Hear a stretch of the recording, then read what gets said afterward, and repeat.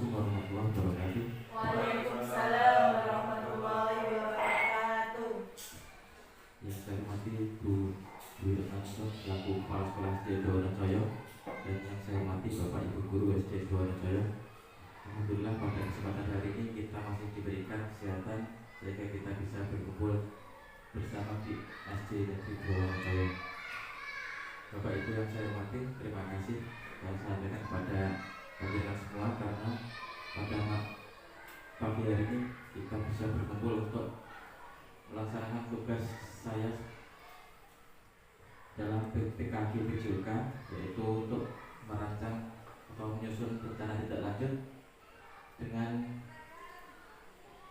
rencana pembelajaran berbasis proyek di SD Dwaranjaya dengan tema sehat dengan mantra atau sehat dengan permainan tradisional,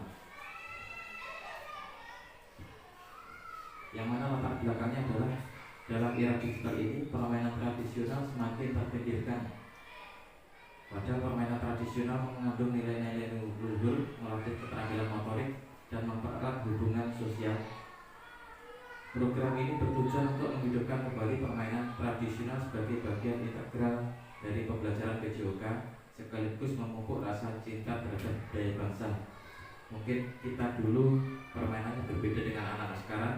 Kalau dulu itu kita sering bermain di luar, bahkan sering dimarahi orang tua karena kebanyakan bermain. Untuk anak-anak sekarang kebanyakan yang gerak hanya jarinya atau bermain HP, sehingga itu melatar belakangi dalam merancang program ini, yaitu permainan tradisional yang akan diselenggarakan di SD Negeri Dwaranjaya. Tujuannya yang pertama adalah menumbuhkan suara atau voice peserta didik, memberikan kesempatan kepada peserta didik untuk memilih dan menyusun sendiri rangkaian permainan tradisional yang diinginkan. Untuk tujuan yang kedua, meningkatkan pilihan atau choice peserta didik, yaitu memperkenalkan berbagai jenis permainan tradisional dari berbagai daerah di Indonesia. Untuk yang ketiga, yaitu memupuk rasa kepemilikan atau ownership peserta didik, yakni mendorong peserta didik untuk menjadi panitia dan menjelaskan aturan permainan kepada teman-temannya. Sedangkan capaian yang diharapkan adalah yang pertama, peserta didik dapat menyebutkan dan memainkan jenis permainan tradisional. Untuk yang kedua, peserta didik dapat menjelaskan aturan dan cara bermain permainan tradisional. Yang ketiga, peserta didik aktif berpartisipasi dalam semua rangkaian kegiatan.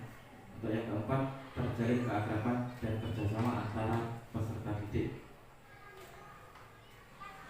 Untuk aset-asetnya ada beberapa aset. Yang pertama, aset manusia terdiri dari kepala sekolah, guru, siswa, dan tenaga kependidikan.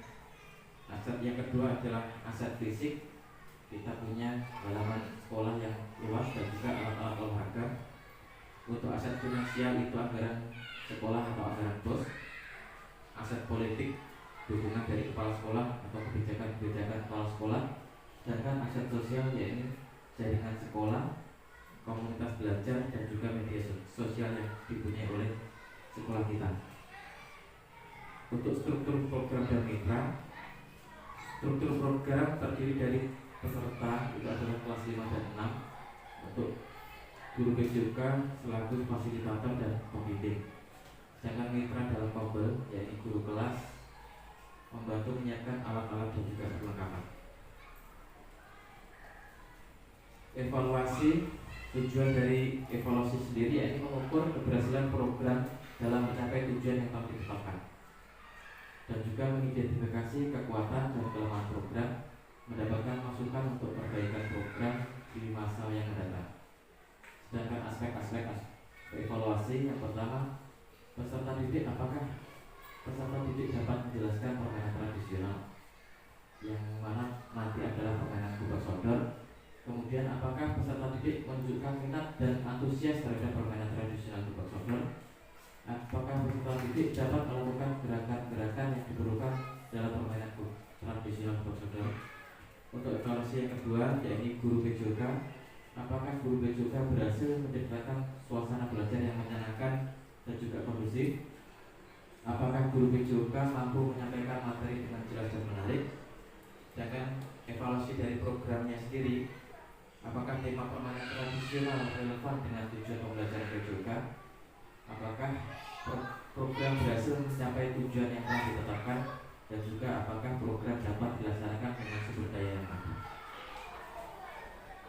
Kemungkinan tantangannya ada beberapa tantangan. Yang pertama, kurangnya antusiasme dari peserta didik, kesulitan mencari informasi, perbedaan minat siswa, perubahan cuaca dan juga waktu pelaksanaan.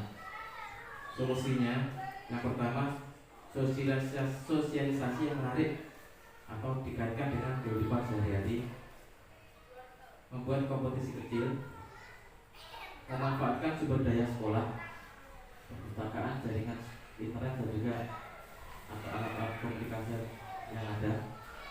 Kemudian kelompok heterogen, variasikan kelompok dan juga siapkan alternatif tanpa diskusi dengan pihak-pihak